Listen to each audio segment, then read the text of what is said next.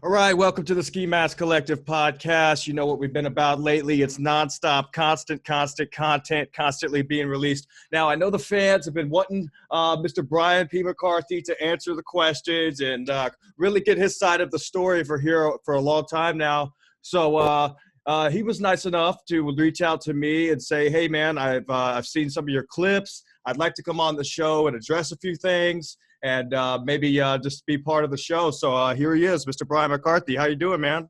Hi, Mr. Mask. I want to start off by saying I listened to a lot of your show, and I think you're very good at what you do. I wouldn't just do this for anybody. So I appreciate the interest and the opportunity to, everything I'm going to talk about tonight, if it's not true, I think it's true. So with that caveat, and also, fucking Twitter, I know I look like shit, okay? We can just move past that. I need a haircut. I haven't had a haircut now in probably 3.5 months. I'm growing this dumb beard because who cares? Right. Is it part of the whole Corona thing? Is that why you're growing the beard? Because you can still shave, right? I was curious. I'll tell you honestly. I was curious to see how much gray would be in it because I have a lot of hair up here, but it's all pretty brown, and I'm going to be 47 on Monday, and I was just like, I wonder how much gray was going to be there. By the way, do you know what Cameo is? Yeah. It's where you could pay, I think, known celebrities for sending a message. I'm fascinated by toupees and things like that. Right. Chuck Norris just went on Cameo, and do you know how old he is? You know how old Chuck Norris is? Probably in his late 80s by this point, right? Well, not late 80s. Yeah. I don't know. Yeah. He stormed the beach at Normandy. So he's wow. 80 years old, but he has this giant red wig on and a big red beard. He looks like a fucking wax, anyway, whatever. But good night. I wonder how much he's charging. It's probably out of 300. That's a little much. And then they don't even act enthused when they make those videos. The whole Cameo thing just really gets to me. I haven't understood anything about that app. I would be so embarrassed if I was doing that. Plus, there are people that do it that I would think they have money. Doesn't fucking Chuck Norris, wasn't he selling infomercial ab rollers or whatever? I would think he'd have enough money to not, prostitute himself in the 9th inning of his life. But anyway. Right. But growing up in the 90s and early 2000s, Chuck Norris has always been a kind of a legend. So those kids out there who would pay for that kind of thing, it'd be $300 ain't nothing to hear from someone like that. He's a legend, but $300, no way. And there was always that thing with early in the internet, all those Chuck Norris drove his mom to the hospital on his birthday or some shit like that. There was all these Chuck Norris kind of the legend of Chuck Norris, but he looks like a little old man that they stapled a fucking big red wig on. It kind of breaks my heart, but yeah, no, they might want to wear some makeup or something before he gets. He probably has a son with a meth problem with a gun right outside of the frame. Dad, you do this for me, Dad. Well, hey, speaking of Cameo, I think I saw on Twitter where Chip Chipperson cameoed and talked about you. Do you know who was behind that by any chance? Yeah, I know I think, here's the thing. I know these are all, they're all trolls. I mean, right, by definition. But they are trolls, and that's what they're there for is to get to you, and you make their day by responding. Yes, right. Yes, absolutely. And I made the mistake of being in this quarantine because look, we all know I have vision problems or whatever, but I made the mistake of popping in and actually engaging some people because a couple of things. Okay, by the way, when we do this, I want to get a couple things off my chest, and then if you want to ask me questions, that's fine. However, this is your show. I don't want to filibuster. Right. No, yeah, that's fine. Yeah, because I do have things I'd like to address, but sure. I think if I'm not mistaken, is your first appearance that you're going to be talking about the drama, really getting into it? Oh yeah. Getting it off your chest. Getting it all out there, right? Yeah, I mean, I've tried on Twitter. People will say some guy said, "You're nothing but a Judas." I didn't know Judas has a last name. I guess somebody went to divinity school. Some guy was like, "You're nothing better than Judas Iscariot or something." And right. So I'm and I explained ad nauseum the reality of the situation, but people don't want to. It's more fun to believe that I'm going to tell a lot of people that you know, it's like watching Santa Claus drink at the Applebee's, you know, like later on in that day, like, you know, when you left the mall, you know, like I'm sorry, but I'm not some big, well, we can get into the whole thing, but I wanted to say. That's a good starting point because like, I don't know what you're getting yourself into as far as engaging with the trolls, because following your timeline over the years that you started on MLC and other times, you would respond to these trolls in a funny way. You know, Yes. you would come up with something funny. It would be like a one-liner, whatever you do, you know, and you would always like maybe include one of your puns. But lately, me and some of the fans have noticed that it seems more out of anger. Like the tweets aren't coming off funny anymore. And I think somebody counted, I don't know who would do this, but a few days ago that you had tweeted 111 times in one day. I know half of those were to Chad when that whole catastrophe was happening. But I mean, is it really getting to you, Brian? That's what the fans want to know. Like, is it like, we don't want, because you're letting the trolls win if you do that. I know. You know. Look, it's all my fault. But am I really getting as angry? I'm less angry and I'm more disappointed, because all of this for me is supposed to be just kind of fun. And like, I'll cite an example. Like, there's a guy, and he would love it if I said his Twitter handle, but I'm not going to. But there's a guy that you probably know that I have this other side project called This Label, right? Right. And now what that is it's currently in production. It's a 6-episode buy that I'm the host of it, and it's about people with disability, but it's kind of like an irreverent look. Like, it's kind of like it's me, but I'm talking to people that are disabled, and because I'm also newly disabled, I get like a pass. Like, I'm able to say the N-word. You know, does that make sense? You are? I can, like, pardon me? I said, you are? Yeah, I haven't heard of anybody that's able to get away with that in this environment. Crazy. Right. Yeah. So I did this thing, and it's been going on for about 3.5 years, and we were in the middle of production when this whole quarantine thing started, and so we had to stop. But one of the guys on Twitter was like something about, like, out of nowhere, he's like, I'm going to like fuck up your shit with this label. I'm pretty sure I know the guy that you're talking about now. He's been on fire this past week. Yes. Yes. Video after video, cutting old clips, burning bridges. And I think today he's just getting deeper and deeper. Now the fans are loving it. I mean, there's a reason that guy has a genuine following. Yes. Did you do something to tick him off? I wasn't following him at the beginning. I don't know. Did it just come out of nowhere? I don't know. Well, yeah, back to This Label just for a minute. Okay. So the guy, basically he goes and he goes, I'm going to, like, I'm paraphrasing obviously, but it's something along the lines of, I'm going to fuck up This Label. Now with this, I don't know what this guy does for a living or whatever it is, but when you, like, I have a little production company, Brian McCarthy Productions, and I partnered another company who is basically going to distribute this product. They bought half of the project. And I'm not going to get into the numbers, but it's a substantial amount of money. Now, before anybody in this era of Me Too and of, of this, of people trying to walking on glass. Yeah. You have to be vetted. So in order for these people to go into business with me, about a year ago, I had to give them all of my social media stuff. They went through, they know about burning bridges. They know about the fucking wet wrestling. They know about if they know about burning bridges, have they combed through the episodes? Because one of the clips that he had posted from burning bridges, you responded in anger.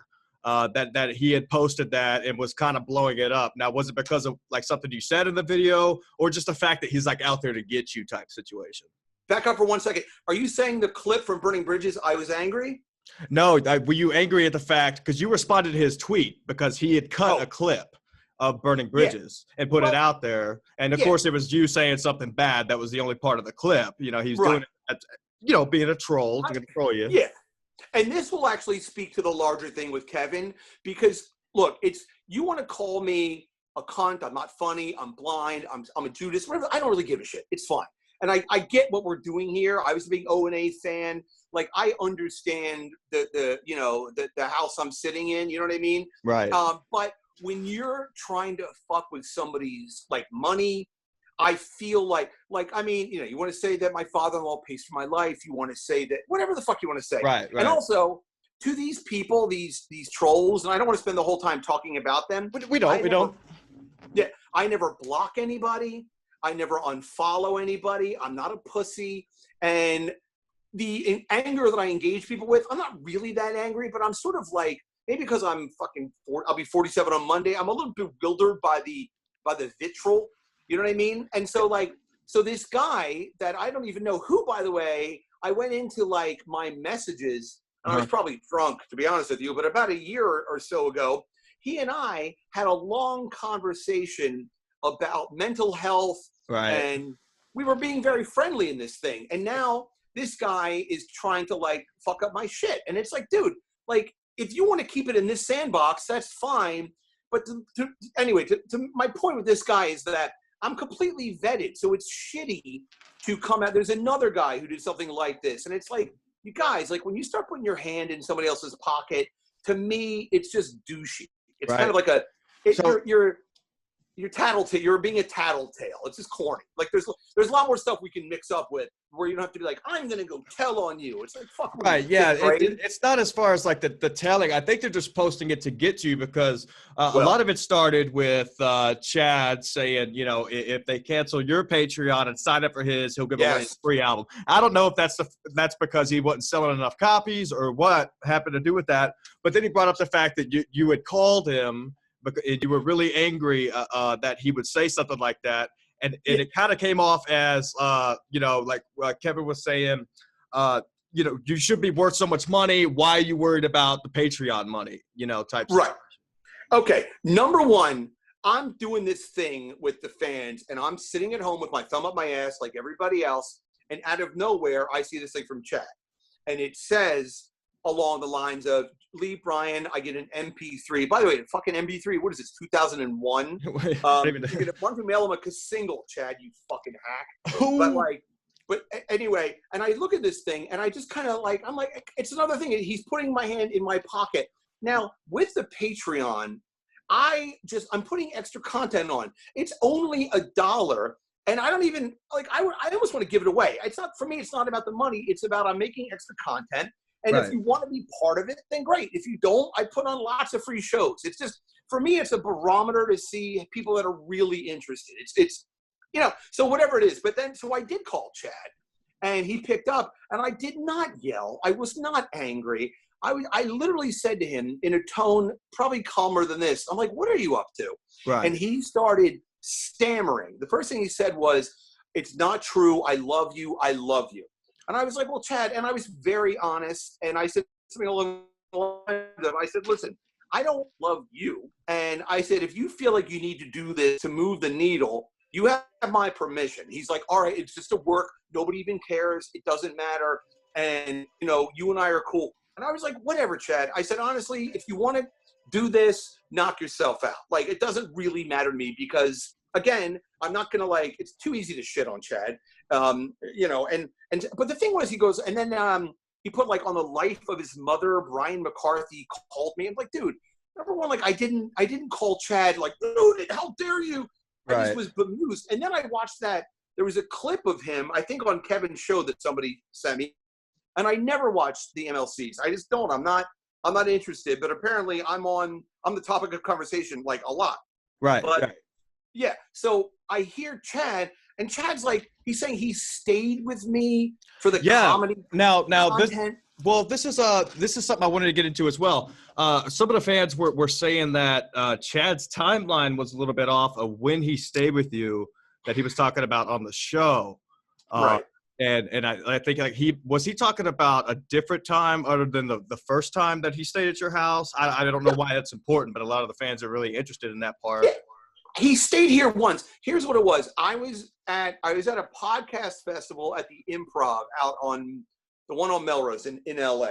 And I met Eddie Ift is a friend of mine. And if you go deep, Eddie and Jim Jeffries and I started doing podcasts together a long time ago, maybe 10 years ago.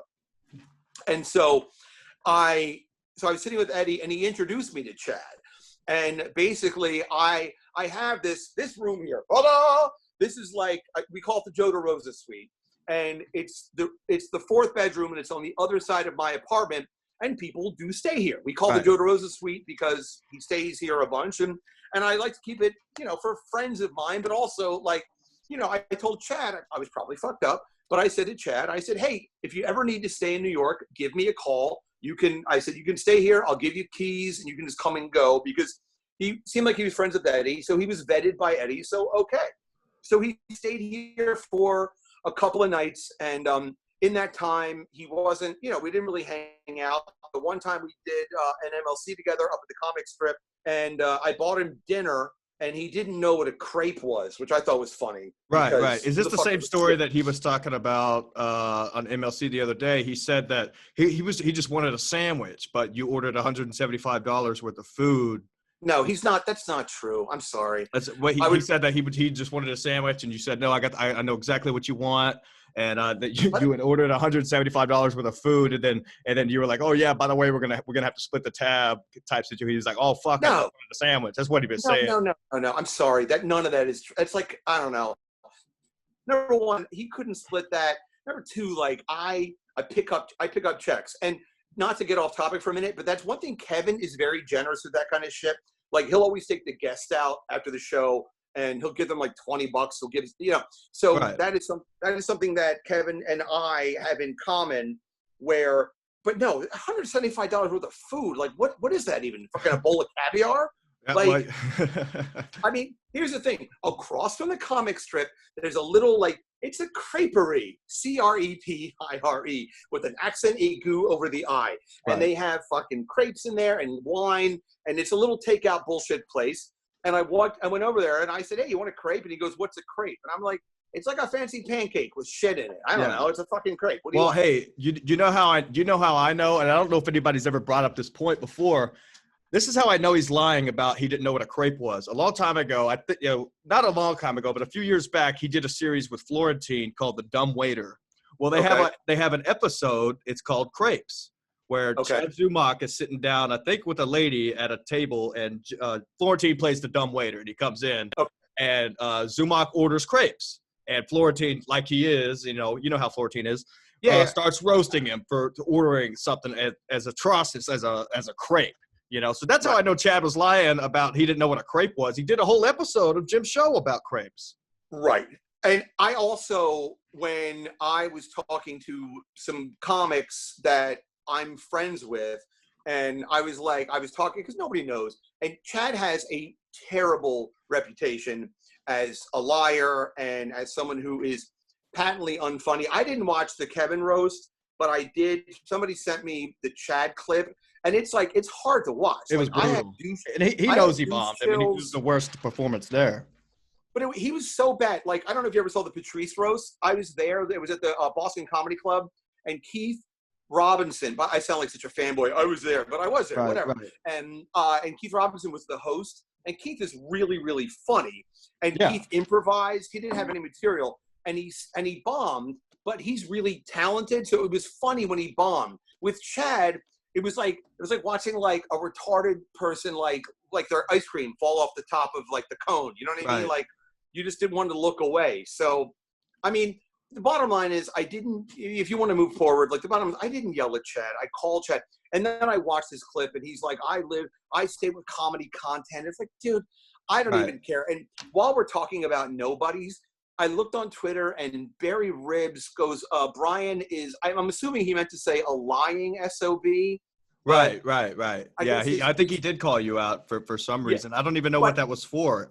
I don't even know. But also, if you look at it, he wrote living SOB. So I'm assuming that he sends telegrams and gives them to some one-legged Holocaust survivor to walk over to the library and post it for him on Twitter, because he actually wrote living SOB. And it's like, Barry, I don't know anything about him. The thing about Barry Ribs, I just don't know if he's all here as far as up with the times. He commented on one of my videos that I made about him roasting my views, which quickly climbed to over 1,000 in 2 days. Right. And so he posted a clip of his Ribs rants, which are horribly boring to watch, most of them. Yeah. I mean, some of them are good, but I think he's actually coming on the show soon. Oh, good. But Make it early. But his video it cropped like 256 views in 8 hours. So I was like, Barry, what are you talking about? Like, why you really want to start this right now on Twitter? Like, come on, man. I don't. He said you'll never win with me in words. I said, Barry, your favorite word is yo. Like, come on, what are you doing? Yeah. You know. And there's something more embarrassing than seeing a guy who's north of 75 in a hoodie. You know what I mean? You're just like. Well, not only that, just saying yo and yeah, yo. And some of the rants are all right, but he was posting. He did a rant about women's cleavage, and there's yeah, you're right. Something is creepy about an older gentleman like that talking about. It's just like, ugh. I don't know. I don't. And again, like, I mean, look, he and Chad they're bottom feeders. I mean, and it is what it is. But again, like, I don't even have a problem with these guys. But like this whole thing with Twitter, I didn't start on Twitter being like, fuck all you motherfuckers. No, like, you didn't. But that's what has us worried about you. You know, that's what I wanted to reach out. But you had closed your DMs and asked you to come on to tell the story because I felt like you're not able to get what you want to say out on Twitter right now. You know? Well, here we are. But oh, by the way, I have a small bone to pick with you. Okay. I was listening to the show, and you said, and I actually agree with you on this one, but when that guy didn't think my TV was actually 85 inches, right? And then you said, Brian, you go, it's just sad. I'm like, who the fuck is this guy? But the reason why I had the Twitter thing open. I had this thing here called a CCTV, and that's how I'm able to, like, you know, see shit. It's a magnifier. Right. And I happen to have my email open next to the Twitter window, and I was like, number one, what kind of psychopath would lie and say they have like an 85-inch TV if it's only 75 inches or whatever? Yeah. But Brian, you have to remember that these are the trolls. They're saying that they're just trying to get to you. Honestly, who gives a shit about what size your TV is? The fact that you responded to that tweet made his day. You do know that. I know. Okay. Listen, fundamentally, all of this is my own fault. So I don't blame anybody. These people are just being how they are and who they are. It's my fault. It's like going to a whore in Johannesburg, not wearing a rubber and getting HIV. Like, what did you expect? Yeah. So, And by the way, I'm working through that, by the way. Okay. I'm positive, but I feel negative. And that's, you know, but anyway, I digress. Yeah, I mean, we know that, you know, and I don't even know if that's, like you said, the personal appearance because of the corona, you know, you're stuck in a house with the haircut and stuff. But it's drastically changed, like over this time. Isn't grape jelly. This isn't grape jelly. But anyway, I happened to, I was like, I wonder if, and I literally went over, I typed in Samsung in the search, and the fucking receipt from PC Richards popped right up, and I threw it over there. And then I was like, oh, you're such a jerk off, Brian. So, so anyway, I agree that it was sad, but I did get kind of lost in the vortex of Twitter. And I tell you, it's funny because you start tumbling down the hill and you don't know it's if never ending. Stop. It's a rabbit hole. Yeah. And, you know, I mean, I don't know. You know Joe DeRosa, right? I don't know him personally, no, but I know of him. Guy, right? Yeah, of course, so yes. You remember when he was on Rogan and he said that, because I was talking to him about this whole thing, and he was saying that, like when he said Cumia was a racist on Rogan's show, like everybody on Cumia, and these are like nasty. This is like the Foundry guys. These are like nasty motherfuckers. Like they tried to like drum him out of show business. Like they put one reviews on his. So like they are trolls, and you know Joe has more wattage than I do, but like it can. Anyway, but I think what you're trying to say is it can quickly get out of control. But earlier you said, this is your fault because it's my fault. And the reason I agree with you is because, you know, from being on MLC so long, there's one thing about that show that's true. It's Kevin's fans. Whether you say, as soon as you say something bad or something bad happens between you and Kevin, his fans are going to attack you on any purpose. You know, that's what they're there for. They're loyal fans and they're trolls. That's that's why they like his show. Right. And I feel like I've already said Keith Robinson, Joe DeRosa, and I have been accused, and this does like annoy me. I've been accused of being like a fanboy and wanting to be a comic. Okay, but all right. I was hoping that you would start to talk about this because when I do look up your name on the Google to search Brian McCarthy, not the other actor guy, it does say Brian McCarthy comedian, like that's the name of your page, or Brian McCarthy comedy. Sorry.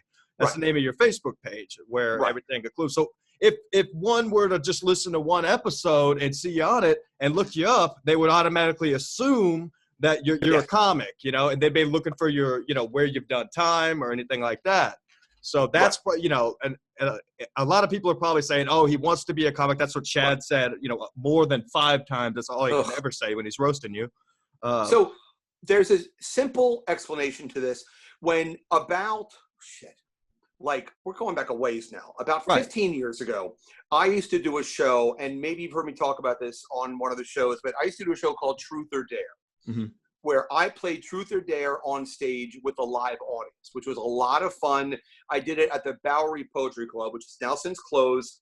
And what I would do was I would have an audience. I don't need to get into the show, but it was a show basically where we would have kind of like actors and actresses in the audience. They would come up and they would show their tits, make out. They would fucking do gay shit, or they would eat fucking hot sauce or whatever it was. And I was the host of the show, and it was a lot of fun. And what I did was, as openers, I would hire comics to open. So I would pay them $50. And now we're talking about 15 years ago. So yeah. I mean, that's a good gig. I'd pick that up now.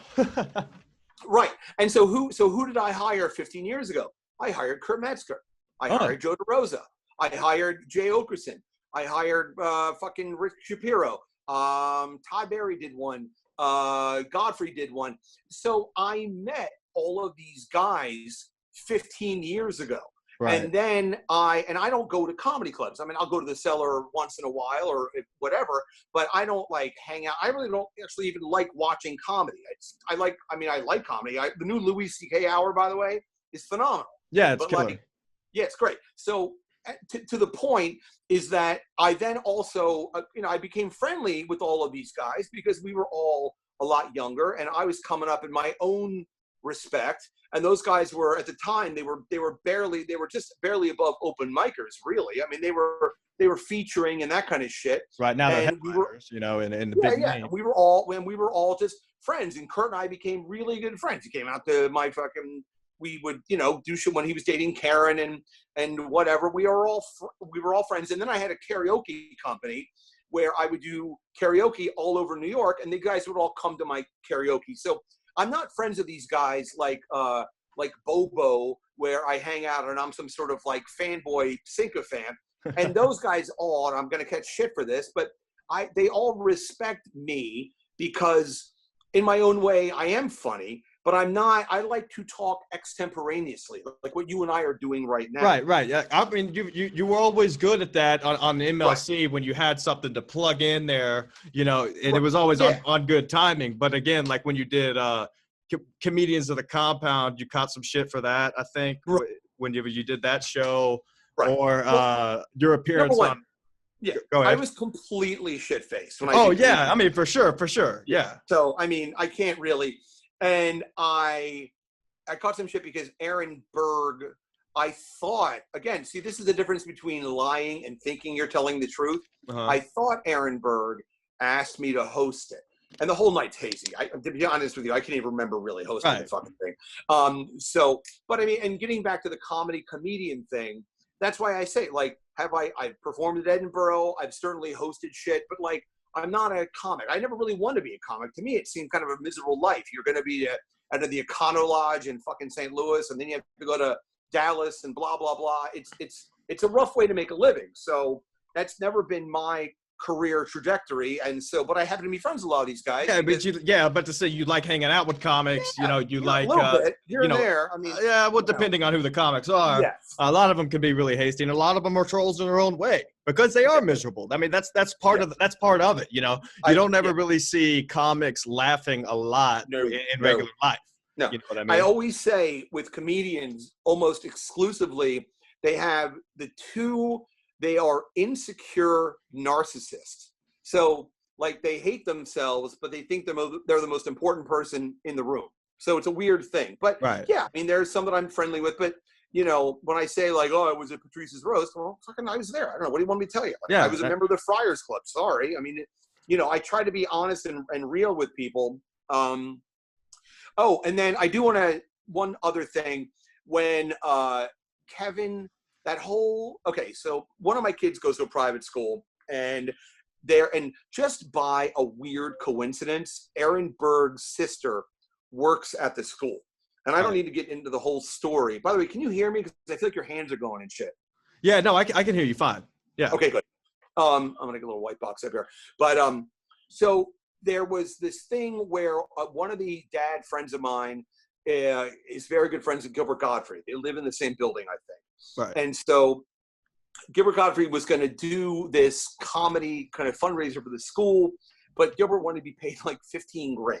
Jeez. And they didn't want to pay him because that was for charity and blah, blah, blah, blah, blah, blah. So these parents came to me and said, hey, can you book a night of comedy? And can you put this together? And I said, sure, I can. But, you know, I can certainly ask a couple friends of mine to do it for free. But, you know, if I said, if you give me a budget of $1,000 per comic, then I can put it together. And they said, okay, that's fine. And I didn't even know the mom. She's actually a real bitch. And she treated me like I was there to fucking take out the trash, but that's another thing. But so I went into my little Rolodex and I was like, okay. And then Aaron Berg actually found out that everyone was getting paid. Then he got pissed off and contacted the mom directly, and he got paid $500 to kind of host it and open it. So that he had his own deal. My responsibility was to host the show and then to get 5 comics to do 15 minutes each, pay them each $1,000. And so people on Twitter that were like, you said you paid them a lot of money. They don't know anything. Like to do a spot at the Cellar, I think you make $75. Yeah. I mean, it's basically you're there to make a highlight, you know, because you can then say, hey, I work the Cellar, and that's how you get clubs around the country. Or you go Gotham, Cellar, you know, New York Comedy Club, you know, Dangerfield. If you work around the city on any night, you can make probably $300-400. Right. To make $1,000 cash for 15 minutes to do, it's called a private. Yeah. It's good money. And I got this thing. It was Bonnie. It was Mario. Not Mario Cantone. What's the other gay guy? Skinny, good-looking guy. Yeah, I know who you're talking about. Why can't I think of his name either? I don't know. It's something like the hot guy who always posts pictures, right? Yes, he is. His name starts with an M. It starts with an M. Yeah, Mach. Anyway, it doesn't matter. Yeah. So that guy, and then Bonnie, him, and then like I put Kevin on because later, like Kevin had a spot at the comic strip. And I was like, hey, do you want $1,000 cash in 15 minutes? And then you can just walk over. This woman's apartment was right by this strip. Right. So everyone shows up to do their, why can't I remember the other comics? That doesn't matter. But John Fish, maybe? I don't know. It doesn't matter. But so everyone shows up. Well, Kevin, and there was a room. This apartment was huge. Mm-hmm. And there was a room that they set up for the comics. And everyone's just kind of waiting to go on. And I paid the minute they walked in the door, before they went on, I'm like, here's your grand, here's your grand. Are you paying before they perform? Oh, yeah, for sure. Because they're not going to fucking walk out. I mean, you know, and they were all happy to get the money. And listen, I actually called Norton for that. And Norton was like, oh, that's great. He's like, I'd love to do it, but he couldn't do it. Because it was early. And Norton always does shit early because he has to get up early. Yeah, he's got radio. Okay. So Kevin shows up and everyone else, they know the gig. They go sit in the room. I come out, everybody, we had set up like a little weird, actually, there's a karaoke machine in that corner that I actually brought. The fucking thing weighs like 80 pounds, but it's an amp PA system thing. Right. And I brought that in our car. My wife brought it up. I plugged it in. So we made like a little stage area and there were about 20 people. So I open, I said, hello, whatever. Aaron comes up, he does his spot. He gets paid by the mom. I don't deal with his money. He goes off. And then as Aaron's performing, Kevin's walking around the room on Facebook Live with his camera out. And he's like making fun of the night. He was making fun of the gig itself? Making fun of the gig itself. And he's interrupting Aaron Berg. And he's just being no surprise, I guess, to anybody, but he was just being an asshole. Was he just not happy to do the gig, or did he think the whole thing was a sham or like a joke? Kevin's a cunt. It's just one of these things. He's his own worst enemy. Right. And he is annoyed by, I don't know what's in his head. Who knows? He's crazy. Yeah. Legitimately, he needs medication. It's not my problem, but he has issues. Right. But it's in my mind, it's all you have to do is you stay in that room next door, come out, do your 15-minute set, take your grand, and leave. He's walking around. He's getting in the guest faces, and these are people that I think they paid maybe $2,000 each, to have like a dinner and to have like wine pairing and to watch comedy. And yeah, they're all rich and whatever. Yeah, it's a nice night, you know. Yeah, who cares? It's all to send poor kids to this school. It's still great.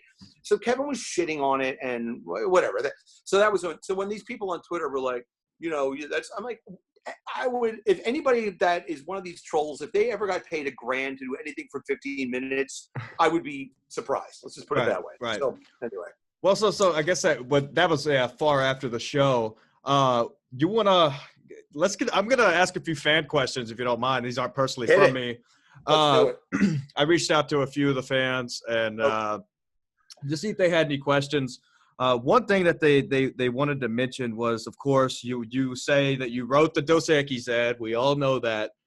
They all want to see proof. There's no that they say there's no variation for you to have proof that you actually wrote the ad. Okay. Number one, I never, and I know this may sound like when Bill Clinton said, like, I never had sex with that girl. I just put a DARPA snatch. Like, I never say I wrote the ad. What happened was, and I'll just burn through it. When I did the wrestling shit, the guy that owned, the guy that I worked for. Did you ever like wrestling? No, I think it's pretty gay. Do you remember something called ECW? No. Okay, good. Well, anyway, there was a guy named Paul Heyman and Steve Carroll. And Paul Heyman is now with the WWE, and they had something called ECW. And I guarantee some of these people that are going to watch this or listening or whatever it is. Yeah. Is this live, by the way? No, we're not live. I'm going to put it out on the YouTube and podcast apps everywhere. Very good. But so the guy that I work for, this guy Steve Carroll, was partners with Paul Heyman. I'm just giving some context to the whole thing. Of course, yes. And so this guy Steve, he had called me.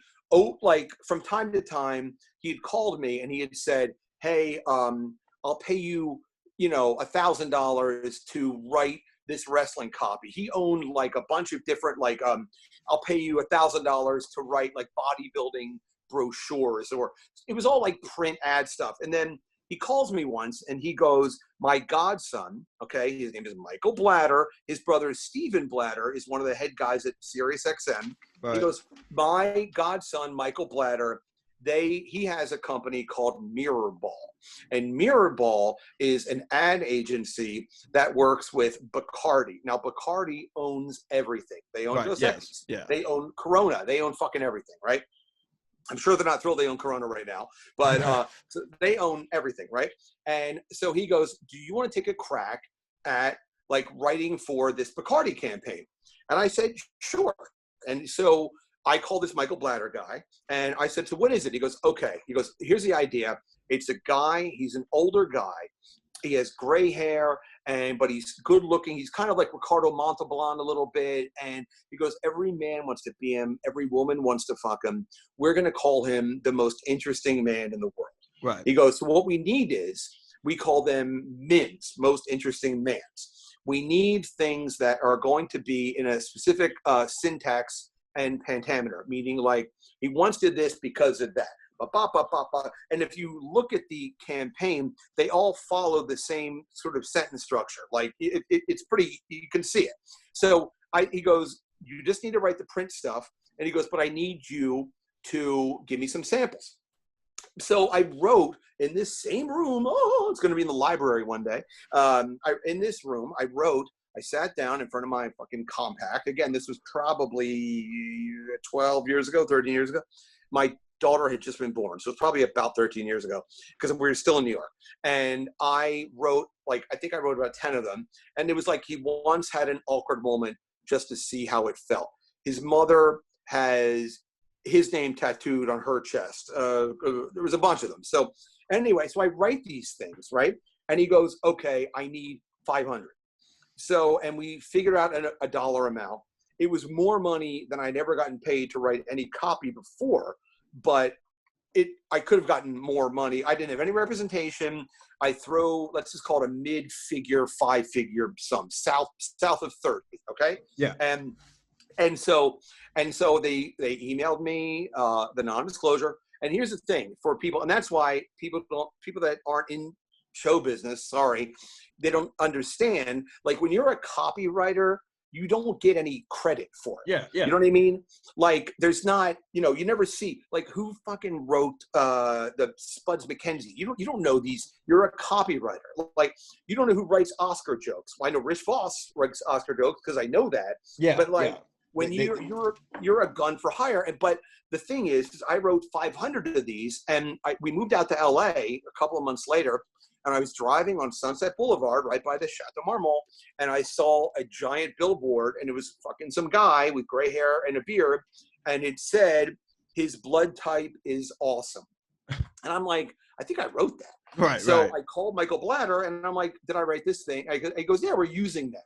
So that's what it is. So there's no real way to like prove it. And if people believe, you want to believe that I did that or not, I don't really care. But right. Yeah. I mean, I didn't figure it was like right. that serious of a question. I just, thought I would address it.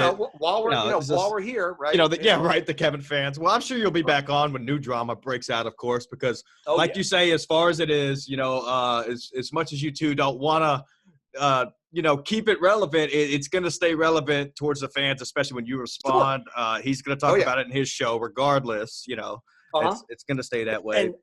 And I do, there is like there's there is the elephant in the room. And I sort of want to address this head on with whether or not I was a traitor. And I have. Okay. I'll start with the question. Okay. Sure. Because I was trying to think all day how I wanted to construct this, because I think it's the first time you're going to address it, on a show. Yes.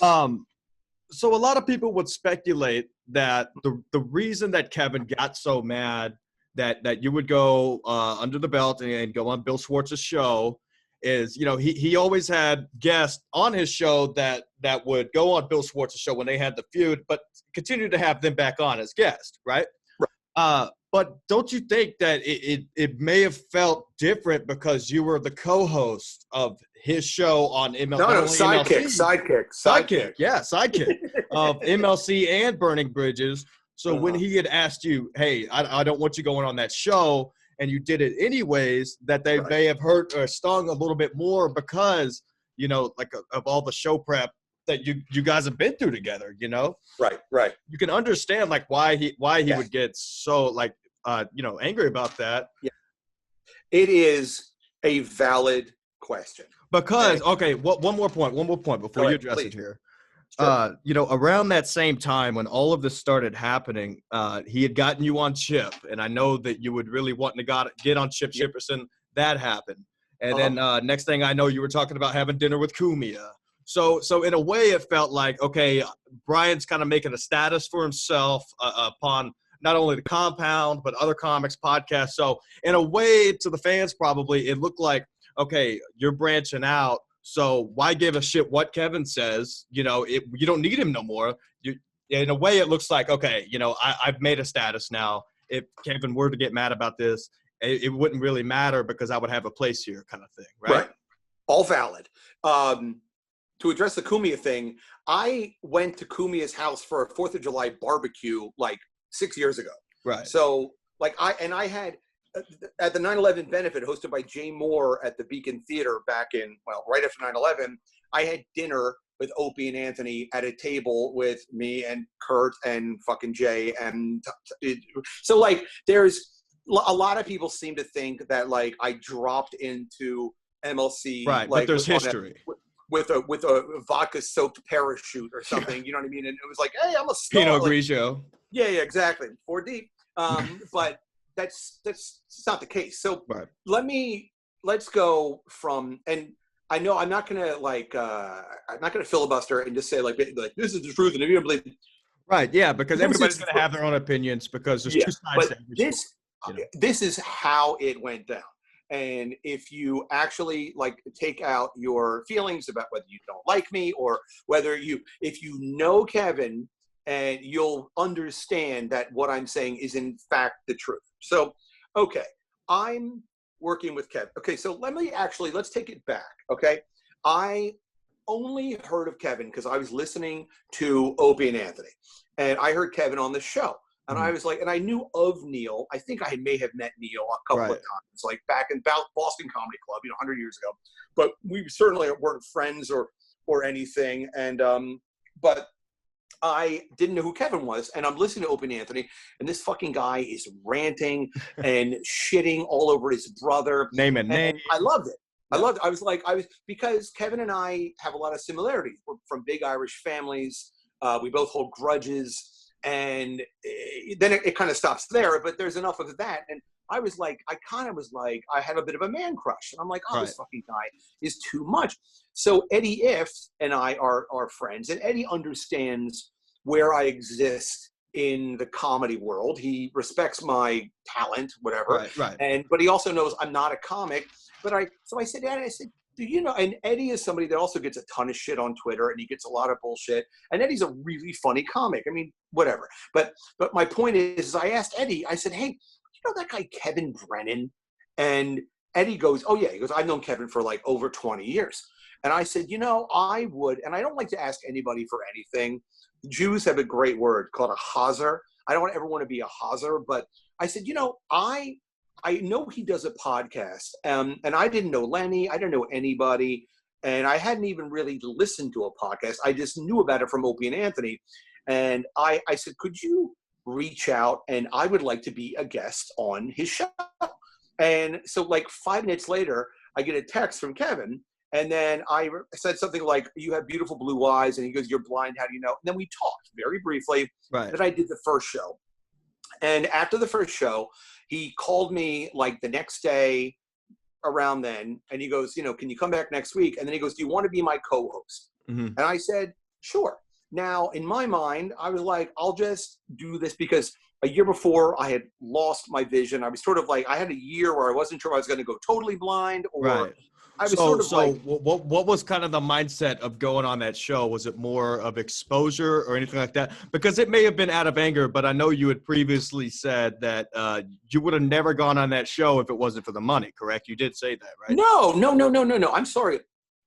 I don't know how that got out there. No, I did this show for free for about four months. Right. And then when I had a conversation with Kevin, because we were getting donations, I was showing up every Thursday, I think it was, every Thursday to do the show. And I was like, listen, I'm happy to be part of this. And you and I, for whatever reason, we work well together and I enjoy doing it. But if this is a commercial enterprise, I want to be compensated. Right. And if you don't want to compensate me, that's completely fine. And I get it. But if you're making money from this thing, I want to be paid. And again, to Kevin's credit, we thought of a percentage. It was 60-40, 60 Kevin, 40 me. And he says, this is what, and I'll pay you once a month, and it's going to go into a PayPal account and blah, blah, blah. And so we agreed. I said, okay. Like I said, Kevin is good with the money. Kevin's been a comic for 35 years, and he is ethical with that in terms of like, because he knows he doesn't want to be fucked over. And also, if you're doing something and you're getting paid and I'm doing, 40% of the heavy lifting, then I should get paid too. I'm not a guest. I'm showing up to do this thing. So yeah, at this point, you're part of the show, and like you say, right. Enterprise. That way your name could be tagged and always a part of MLC.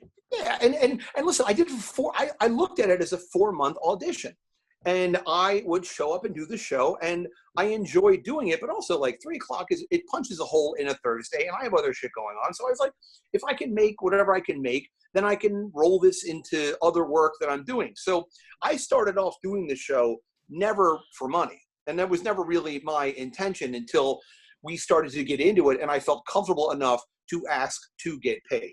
Right. So I started off as a fan. Yeah, and absolutely. Just something to do to get out of the house because, whatever. So, okay. So I started the show and then 4 months. And then one day he was doing Burning Brennan, which initially was just him by himself. Right. And I just called into the show. I was like, I don't know where I was. I was probably at a fucking Irish bar, let's be honest. And I remember now. I actually asked the bartender to Google search the number for Compound Media. Yeah. And I called and I was like, hey, I work with Kevin on MLC, and they knew who I was. And they put me through. And then the next week, or maybe the week after, Kevin said, why don't you come on the show? Right. And you'll do the show with me every week. And I said, okay. And again, didn't get paid.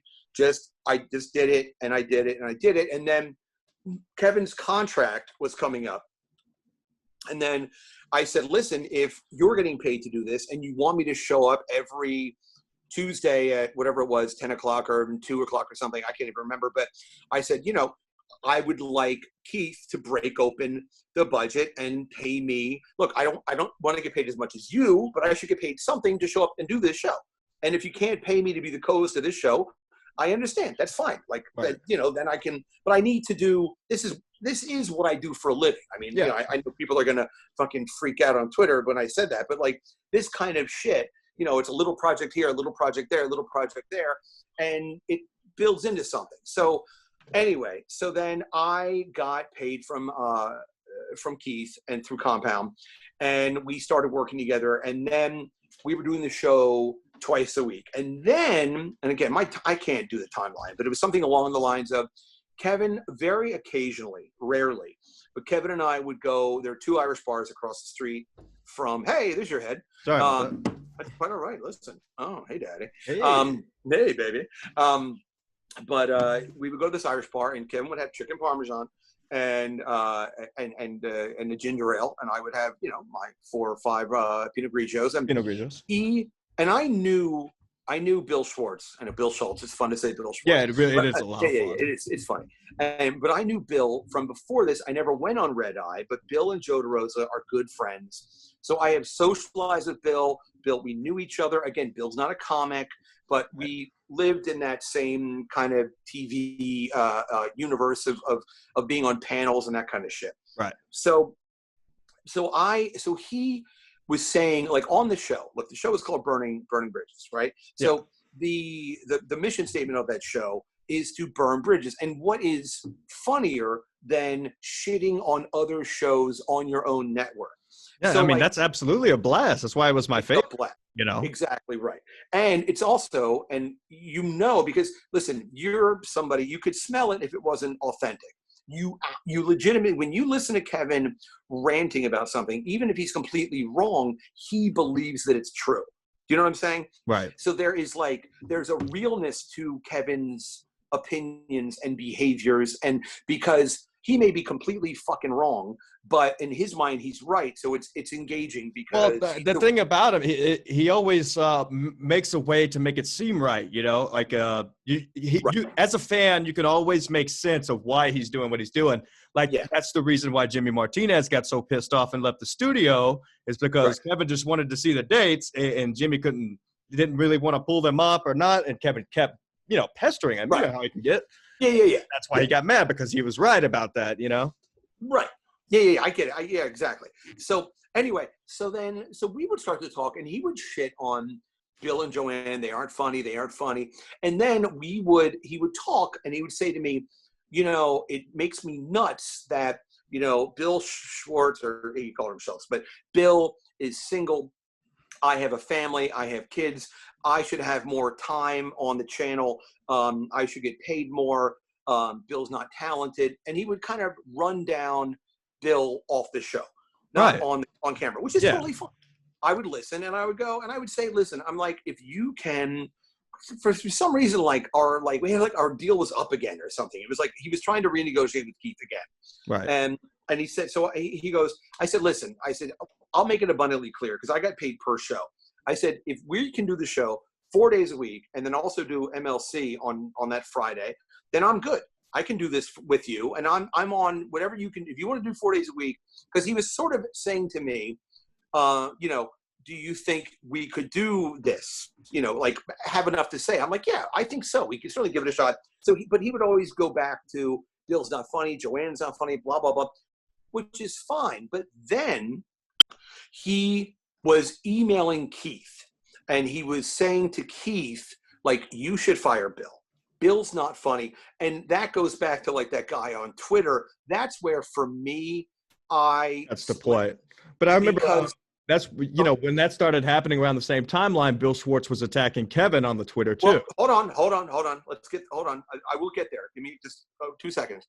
So Kevin started emailing Keith, and it became, I don't know if you've ever been to Compound or not, but there's like a green room, and then there's a studio.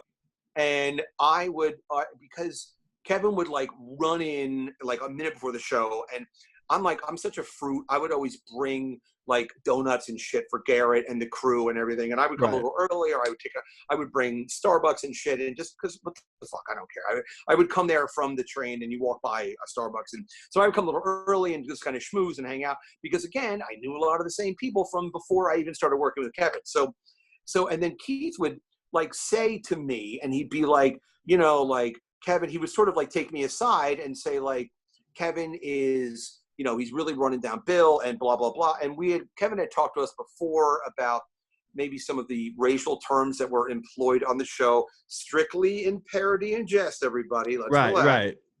Even with some of the callers too, like it was getting, you know. Yeah, it was getting, and that's not what it's about. It's not about like that. But anyway, so what I felt was, and up until now, and I know what you're saying, but up until now, it had been very much like an on-air feud, like an Imus and a Howard. Yeah, absolutely. Like, then it became personal outside of the air with the emails. Right. But it was Kevin 100% started it. And then Kevin started actively in his own way campaigning for, if not Bill and Joanne's spots, then their money. I don't know how much those guys are getting paid, but in Kevin's mind, they were getting paid more than not even us, more than him. And he felt like he was funny, and you know the whole deal. So anyway, so then one night, Bill was probably in his cups or whatever it is. And I mean, Kevin was like, Kevin was really shitting all over Bill. I mean, but I guess every right, because of the way that they had gotten angry at each other as far as on the air.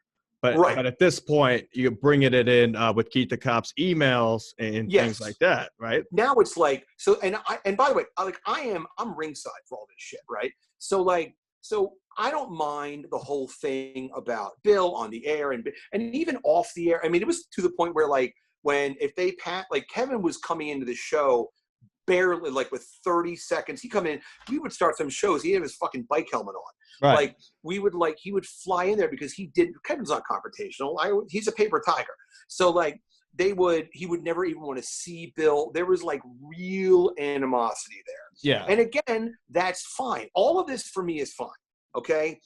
But when he started emailing Keith and saying, I should get those spots, I should get his money, you should fire Bill. Right. Okay.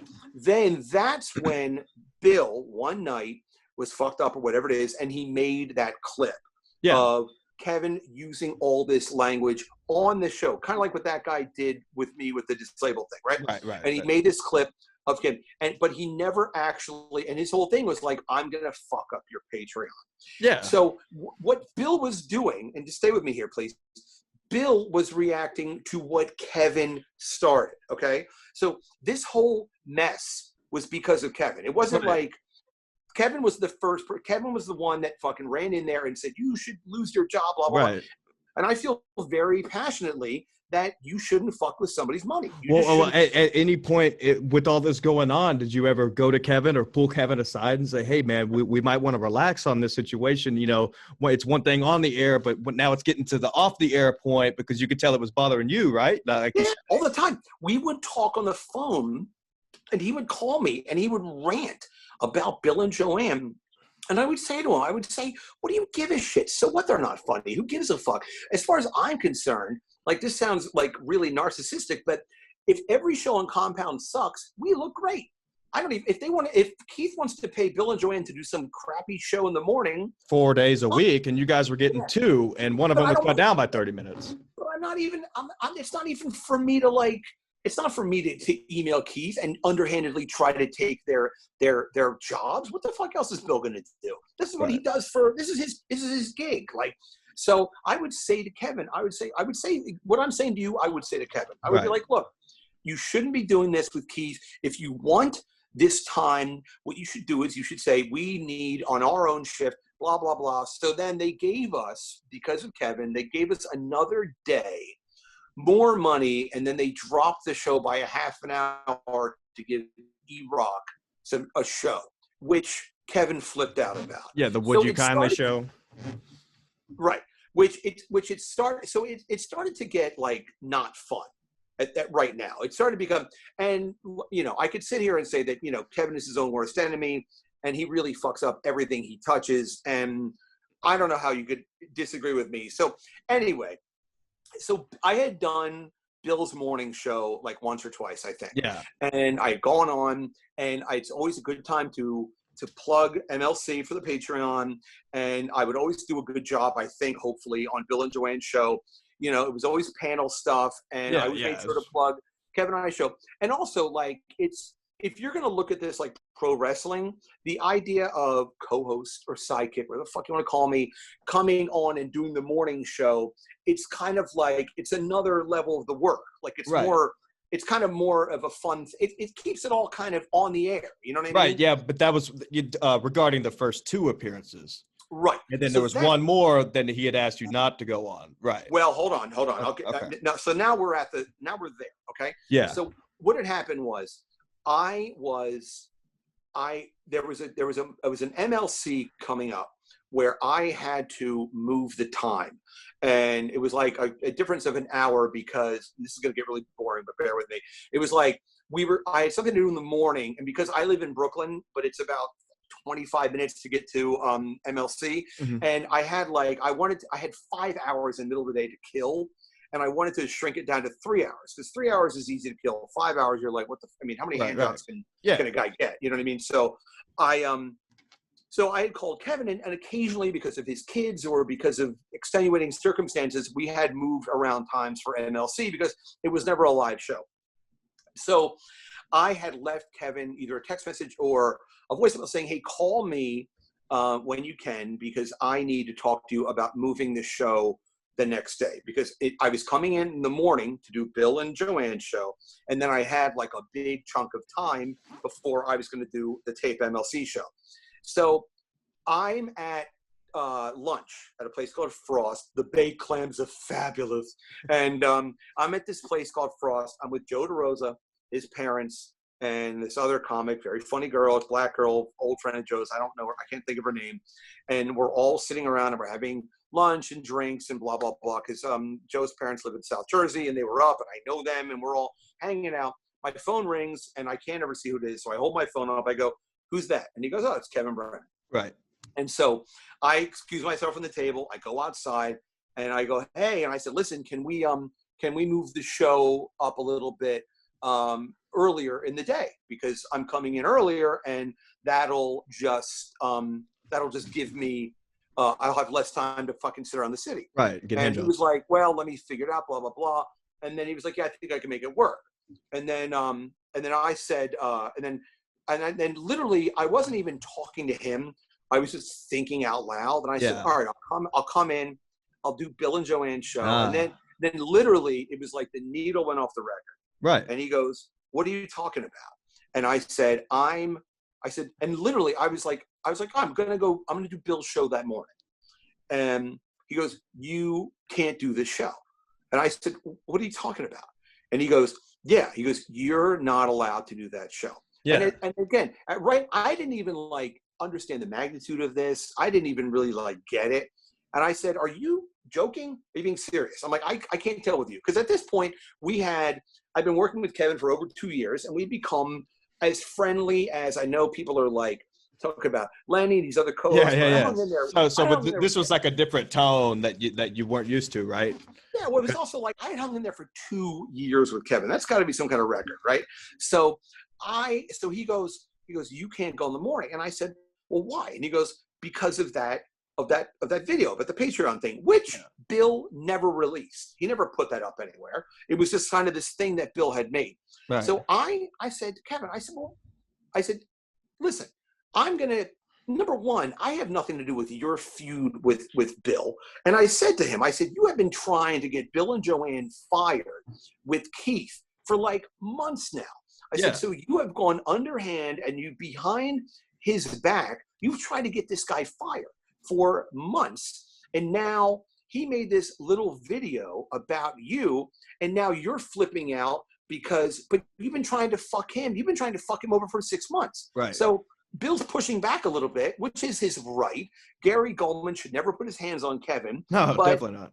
Yeah, but if you're on the same, if Kevin's trying to fuck with you with your money and trying to get behind you to your respective boss, and Bill pushes back in his capacity, that's completely within his right. So in my mind, it's like, all right, you may be upset with Bill, okay? And then I said, and I'm trying to explain to Kevin, I'm like, do you get the humor of me going on there? Because at this point, it's like, I'm blind, I'm fucking drunk, whatever, blah, blah, blah. I said, I'll go in there in the morning and we won't even talk about your feud with Bill and Kevin. Because in my mind, this is all just radio nonsense. Like, I didn't think that he should ever have gone to Keith to get him fired. To me, that's a dick move. Like, that's beyond the brand of Kevin Brennan. And I hate that word brand. Right. But at the time you were going on this appearance, you had known about the emails already. So you knew the magnitude of the whole situation was kind of getting out of control. Yeah. But it was like, but in my mind, again, it's like Kevin fundamentally, Kevin started it. Kevin started this by essentially trying to get Bill fired and going around his back and emailing Keith. And so that's why I was like, of course Bill made this fucking video. You're trying to fucking get this guy fired and you're really being shitty about it.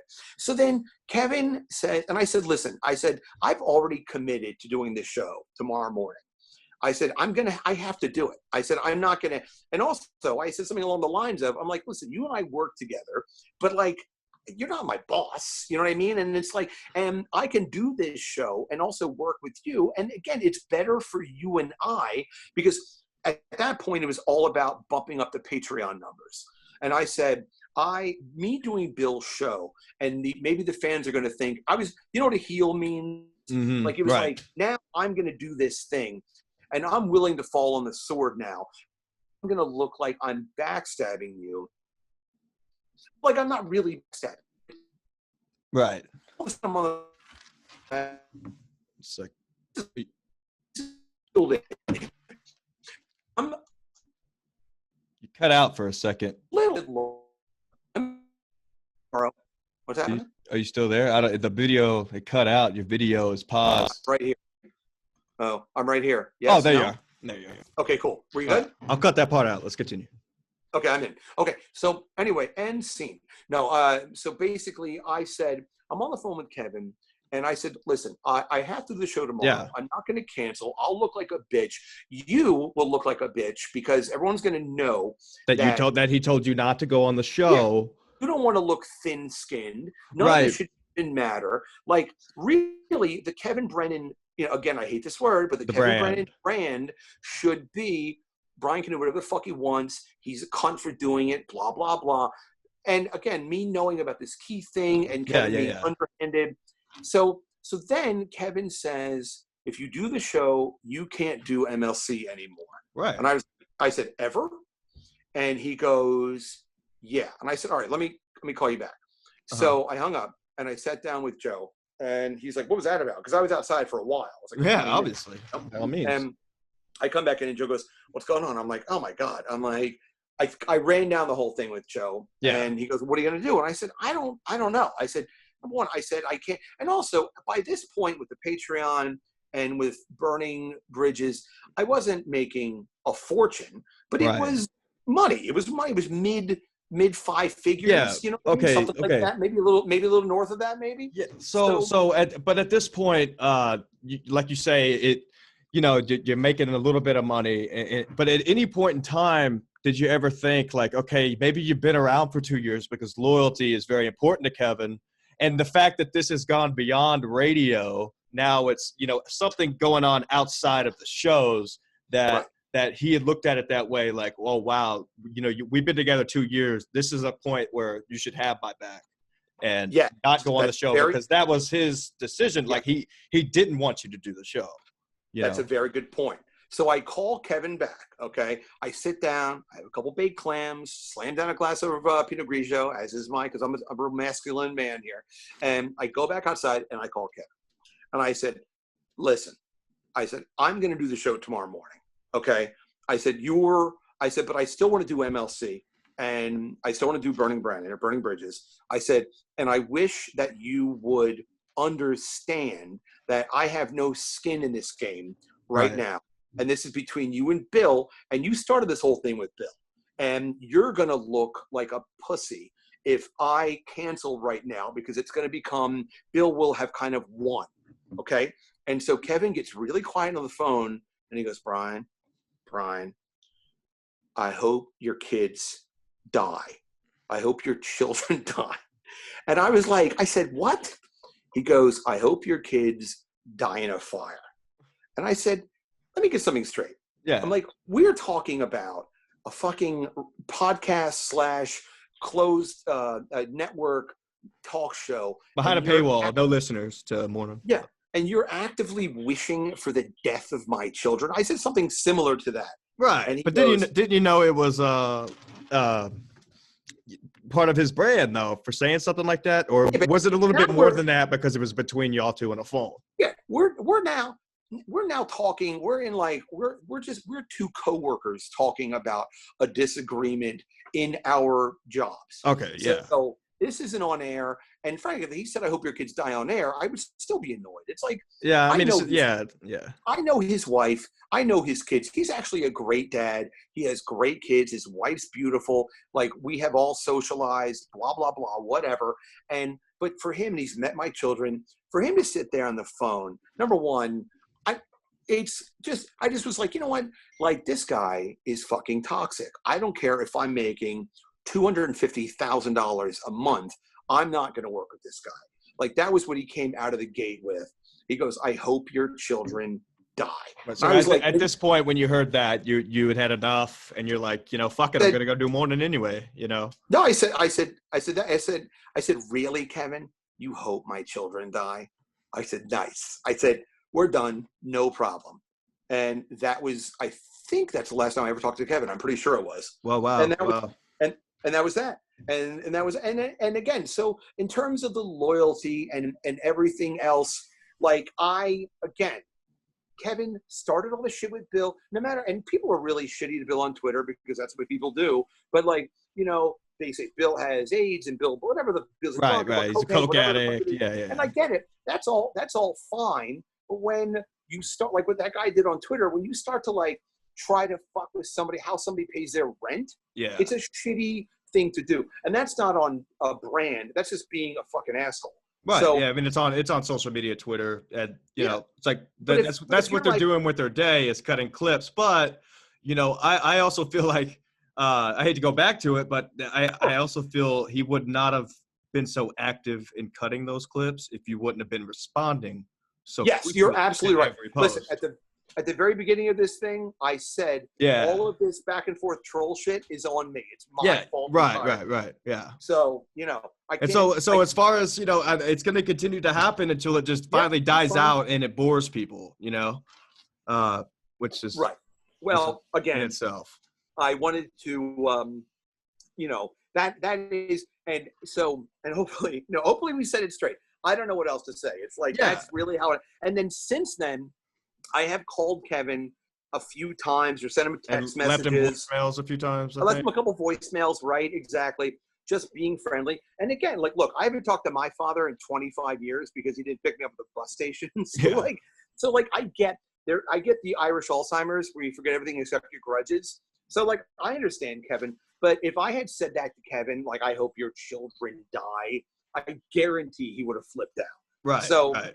I kind of didn't have any choice. He had said something like that before, or something to that effect on Burning Bridges, and you came on and you were angry about it. Yeah. Was it something about the kids? I believe. Well, it's just there's so much more shit to talk. It's like, come on, and it's like, I mean, again, this is gonna fall on deaf ears, but it's like all these Twitter people. If you wouldn't say it to me and to my face, then why say it on Twitter? But whatever. That's a whole nother conversation. Yeah, I mean, they hide behind the fake profiles. You know how it works with the Kevin fans. And they transfer from O&A, that whole subculture. Really, now it's kind of turned into the podcasting world. Oh, I almost forgot, by the way. Sorry. Oh, yeah. I figured you were going to do that at the beginning of the show. Let me see those new tattoos. Oh, what we got? Here's Brian Baru. Thank you very much. That's people love these on Twitter, by the way. They hate them on Twitter. Yeah, I know, right? Oh, wow. shit, I'm stuck. But Yeah, I was mentioning that. Yeah, the chair was in the way on that last one. I think I saw Oh, the sorry. green. Good. We've all seen him. We've all seen him. We've all seen him. All right. Jesus Christ, Brian. Hot pussy right there. I was bringing up on because I did MLC on Monday. I good. did my first appearance on there, and I'm here to just talk truth. That's why that's Sure. what we get. That's what the fans want.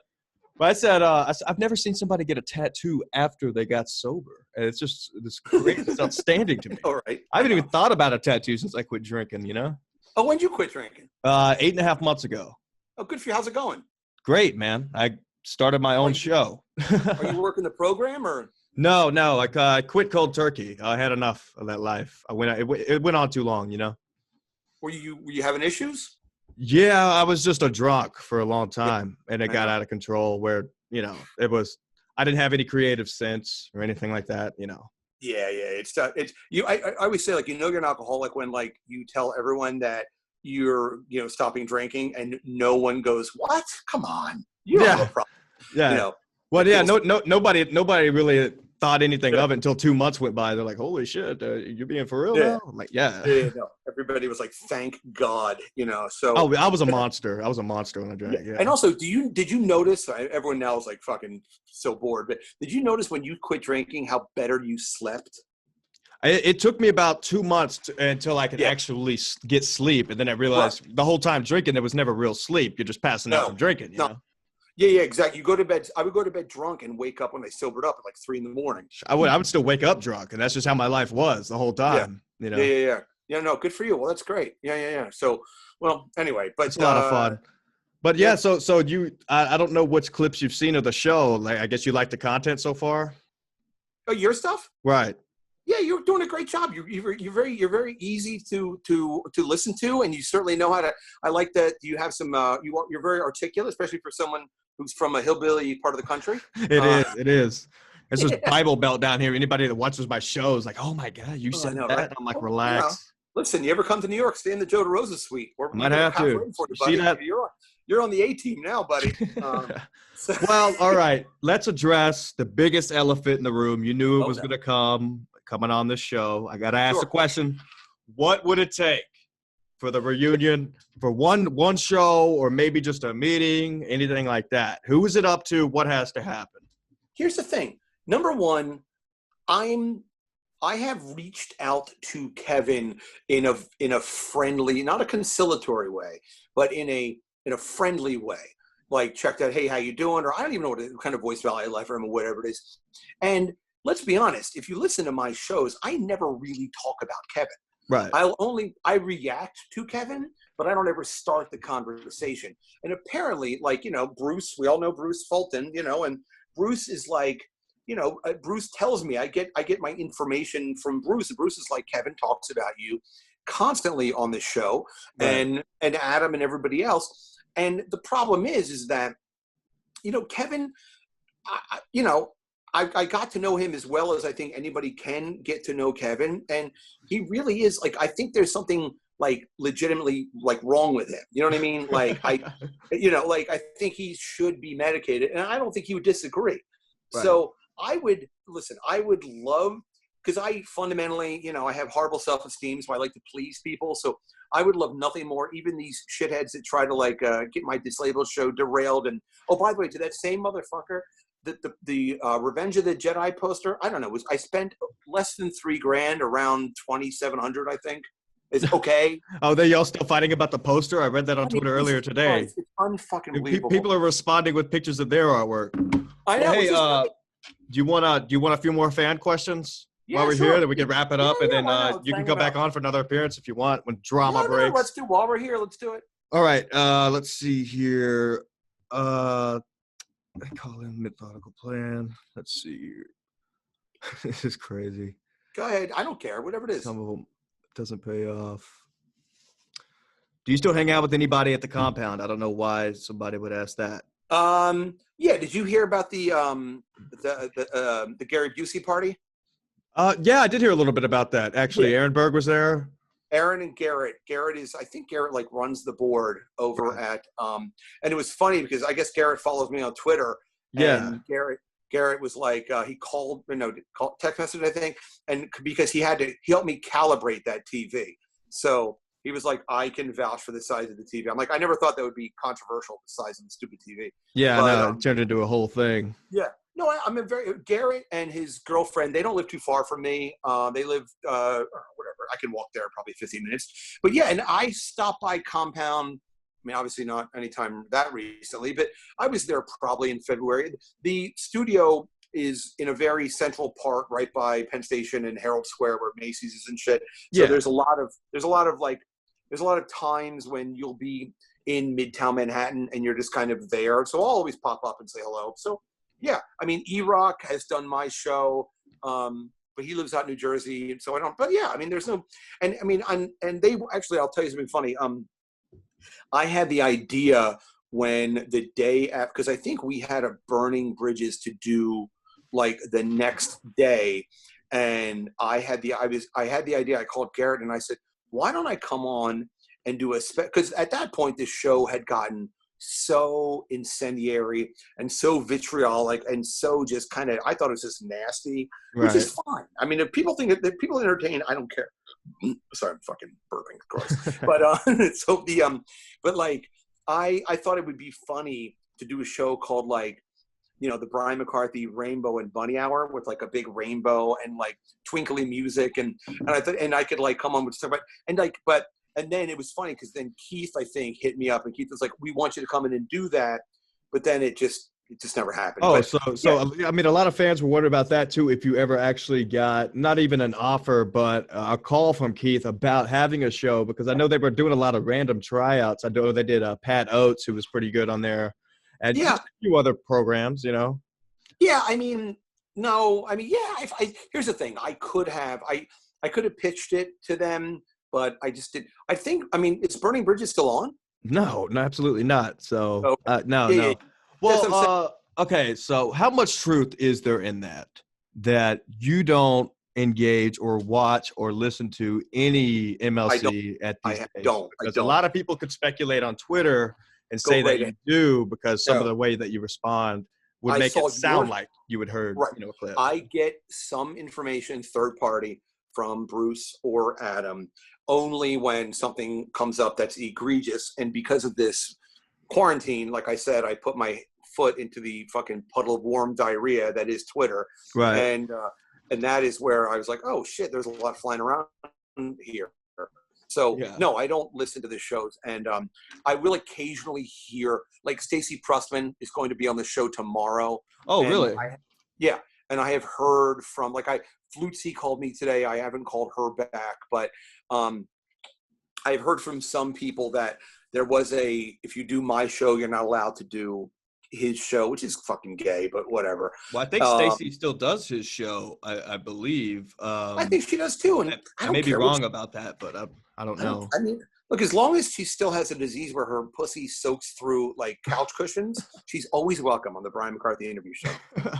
Okay, we'll do two more here, and then I'll have some more ready for next time. Some of the fans could speculate that you don't pay Adam. How much truth is there into that? No, I pay Adam $100 a show. Okay. A lot of people would, So I've gotten that a few times that Adam doesn't get paid for you doing your show, which I don't see how that would be happening because he's there to basically do the work and chime in when he can, right? Yeah.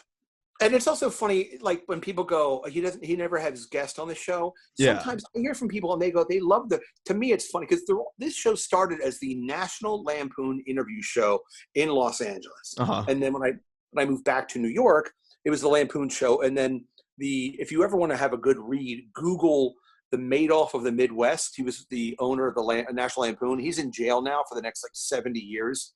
There's a great article on Vanity Fair that came out a couple of years ago.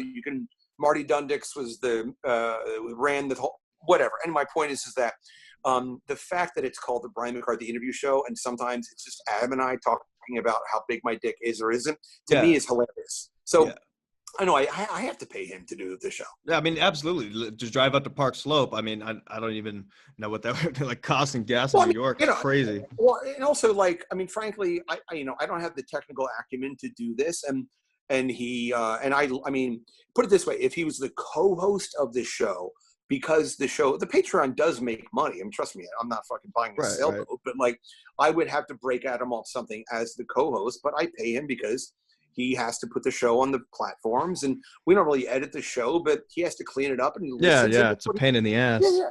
Of course, you know how it is. So yes, so I do pay Adam. Okay, one last thing. Last night you posted a video of to your Patreon walking through your house. Now, I think the same guy we're talking about quickly had the full video on YouTube. I don't know if it was full or just clips, but they posted somebody had zoomed in on a picture where you had 3 pictures of yourself. Now, somebody went even further, a guy on Twitter, and zoomed in on and said, why does he have his GED up if he went to New York University? So that was the whole argument. It was like, oh, why does he have a GED? Did he ever actually go to New York University? But these fucking clowns I'm sorry. These are the questions I get. Listen, let's do it. I don't care. It's fine. But like, essentially, here's what happened. When I was 16, I got kicked out of high school because I had a hit of acid on me, and I was going through I was a really fucked up teenager. Right. And I went to Kent State University, where Chad went, hilariously enough, and so did Michael Keaton, bizarrely. I didn't know the guy.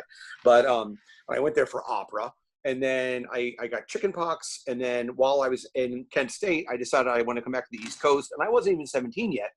And this is back when I was I was quarantined, like now, in the infirmary at Kent State University, and I just started calling the Berklee School of Music, which is in Boston, the Yale School of Drama, which is at Yale in New Haven, right. And NYU, which is Tisch School of the Arts. And I literally would get somebody on the phone like a receptionist, and I was a very precocious boy, and I would say, hey, I want to go to this school, would you send me catalog and admissions and blah, blah, blah. So, a couple of days later, this nurse at Kent State, because when you have chickenpox, when you're in the dorm, you can't be in your dorm because you have chickenpox. Yeah. So they started delivering these fucking giant packets of like catalogs and information about the schools. And so when I got back to Maryland, after I'd flunked out of Kent State, I told my mom, I said, I have an audition for NYU Tisch over in New York. And I had gotten that GED, but I'd also taken my SATs, and I did really well on my SATs. Verbal, I did great. Math was not so good, but verbal was like really good. So I went to Tisch, and I had an audition at Tisch, and I did the monologue for Butterflies Are Free, So Why Aren't We? And like a little fruit, at the end of my audition, I started crying. And I told them how much I wanted to go to the school there. And I left, and then a week later, I got accepted to NYU Tisch, because what I did was, a lot of times, because again, a lot of times you can do something, if you don't know you can't do it, that's when you can do it. You know what I'm saying? Yeah. So like, I kind of backdoored,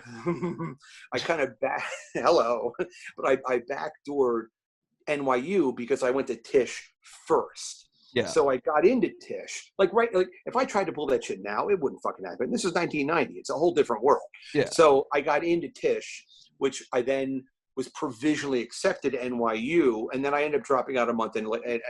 All right. So I mean, you addressed the question. They were wondering, the fans are going to zoom in on all kinds of shit. Also, the whole time. One more thing. Yeah, and also one more thing on that. If you're going for acting or any sort of a liberal arts performance, Bachelor of Fine Arts. Don't say the N-word. Thank you. But it doesn't really fucking matter. Like if you have a GED or whatever it is, it's all performance and merit based. Right. So, I mean, these clowns are out there just trying to catch you in a lie. That's all it is. And they want something to talk about. They're keeping it relevant. Hey, what are you going to do? Just spell my name right, man. You know what I mean? I don't give a shit. I'm glad you came on to clear it up, man. I'm glad you chose Ski Mask Collective. Now great. it's going to get great content. We're probably going to get some hate from some of the Brian haters. Some people might say, wow. Also, can I just one more thing on my end, please, if you don't mind? Yeah, absolutely. Okay, so I know that people have been putting up these analytics of me with the why did I forget about that? So you bought the followers. Now Chad told me to tell you say hello to your 58 followers. How true is this? Are they all fake, or do you feel like the analytics program is fake? Here's what it is. About in the opening couple of years of Twitter, I think Twitter's been around since like 08, maybe. 08, I think it launched in 08, if I'm not mistaken. Okay, fair enough. So I was living in Los Angeles, and I had been hired to be on a Spike TV pilot, which was produced by James Gandolfini, which is a show called Menu, which is like a cooking stipulation show. And it was all about like, if these guys didn't make a good meal, they'd have to like get their fucking asshole waxed or something. Hell yeah. And Jim, who was Jim, because I had dinner with him a bunch of times. He's a really nice guy, and his wife, Linda. I knew his best friend through my neighborhood, and I basically had auditioned, and I got the part of the panty dropper, which was a guy that made drinks so delicious the girls dropped their panties. So right.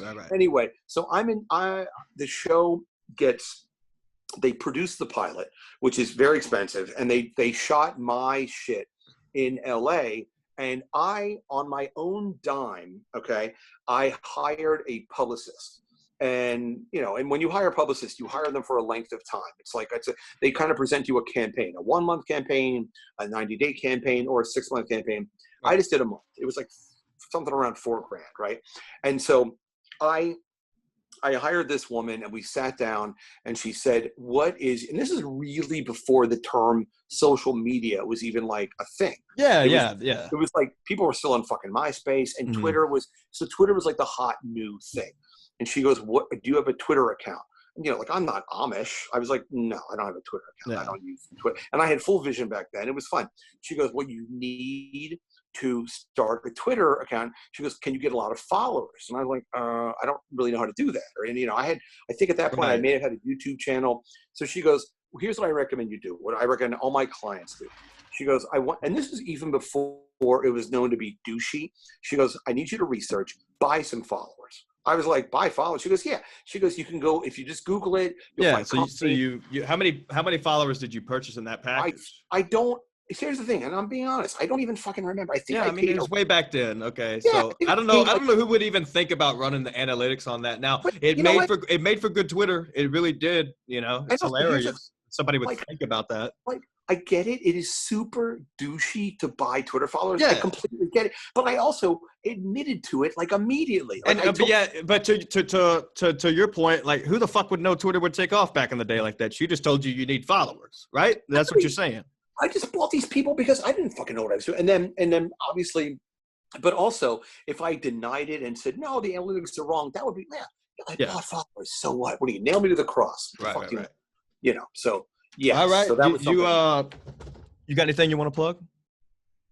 Yeah, sure, I guess. Well, the Brian McCarthy interview show. Are you still running it exclusively on Facebook, or have you switched platforms? No, here's what it does. It's a live show. We usually do it on Facebook in the morning. Yeah. 10 o'clock usually.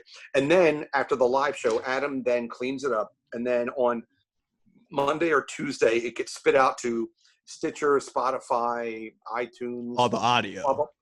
Yeah, on audio, only audio. And again, if people can check this, and I'm sure they will, but according to Adam, our numbers are where I can start to get reads. Okay, yeah. As a matter of fact, in February, actually right when all this shit started happening, somebody reached out. I don't think it was like a Blue Chew or one of these things, but to do this. And then also I do have a couple things. I don't mean to like run up your. No, you're fine. You're good. Okay. But like when the Chip Chipperson thing happened with the cameo. Right. It was funny. Sidebar. My wife used to work for the NBA, and she was out in the NBA over Valentine's Day. She was in Chicago for the All-Stars, and I bought her a cameo from a Chicago Bull. It was only $20. I don't follow sports really. I mean, you know, I like to hang out in locker rooms, but for different reasons. Absolutely. Yeah. And so drink my piss, black boy. Yeah, big pieces. Drop a big piece on your head. So but I bought this, and it was really funny because when you order a cameo, you can kind of type what you want the guy to say. Yeah. And I wrote like all this shit like, I want to wear your ass like a hat. I bet your lips smell like, and this poor like giant black kid was like, "Yo," he's like, I can't say a lot of this. It's actually really funny. I'll try and find it and I'll tweet it out. Oh, so he didn't say it, or because he did say, "Your husband says he wants to smell your farts." Jeez, bud. I'll find it. Anyway, so when I saw the cameo, I actually sent a message to Jim, and I said, "Hey, somebody apparently bought me a a cameo from Chip. And it's so weird because like I always say somebody bought me a cameo from Chip. Yeah, like everybody always addresses him as third person. Yeah, it is kind of the weird aspect, right? Which is so odd. And then he sent me back immediately, and he goes, "Yeah, I'm sorry if Chip." He does the same thing. I'm sorry if Chip was like. I said, no, it was fine. I was flattered. It was fine. I mean, whatever. So anyway, there's that. But and then also one more thing. I know that my finances come up a lot, and it delved into that when you just stem from the whole thing calling Chaz. And again, if people can't see the humor in a guy sitting there kind of bragging about how rich he is, which is ridiculous, then I can't really help you because that's my sense of humor. It's absurd. But what about it is the reason why I would, I'm not going to get into numbers or whatever, but when you're in pay-per-view television, with like the porn stuff, whatever it is, the way it works is you make a show. Like the first one I did was Tara Patrick. You can look it up, Tara Patrick. Yeah. No, we have before. Somebody did posted the Twitter. Somebody did. It's all there. That was when pay-per-view was new too, so you were making a shit ton of money off of that because that was the only outlet.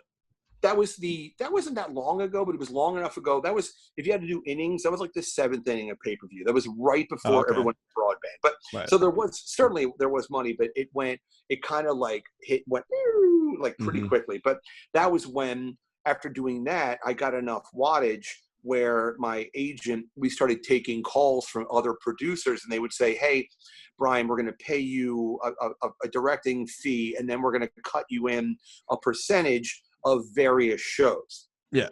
And so we would make one big show, and then that one show would then be cut into like a hotel version. It would get cut into like a hardcore version. It would be DVD. It would go on cable in Italy. So it's kind of like, I may make, let's say, day rate is $5,000, but then once you start having that same content go to all of these different outlets, it would start off an in-demand pay-per-view and then kind of do on-demand and then TVN and blah, blah, blah, blah, blah. So you're still delving for money from that. So, well, no, it's all done. Yeah. But it's enough money where you can turn. It's not, and again, I don't want to throw numbers around, but it's not an insane idea to turn $15,000 if you have the distribution to turn $15,000 into $125,000, right? Say between 10 and 15 times. I mean, I don't think anybody has to doubt, from when you always talked about you're rich, if you just look at your apartment in Park Slope. I guess. I don't know. But it's also, but I know that it's douchey to talk about, but sometimes I like being douchey. Whatever. I don't know. No shit. That's always been your shtick. That's why you wore a polo shirt and the haircut. If I wasn't married, boy, tell you. Oh, come on. You wouldn't. All right. Do your plugs. What is it? Brian McCarthy interview show and on Twitter at Brian P. McCarthy. Yes. And of course, Brian McCarthy interview show. And then that's it. Everybody knows the deal. So thank you for the opportunity. Absolutely. I'm glad you came on Ski Mask Collective to finally get to the bottom of it. I know fans have been waiting since you left the show. And if I can be of service with anything in the future, just reach out. I'm happy to help. Yeah, I got your number. I'll get a hold of you and send you a link. Any breaking news happens or whatever. We just want to get out and chat. All right. Well, keep your head up in there. A lot of people are worried about you with those tweets, so you may need to get on there and start posting jokes again. I like to have fun too. That's all it is. All right. And tell your mom I said hi on Sunday. I will. She burned the meatloaf last time she was over, correct? That's a safe word, by the way. Burn the meatloaf. Pull it out. I know, right? So listen, everybody. Thanks again. Okay. All right, Brian. Thanks for checking in, man. All right, man. Peace. Take it easy.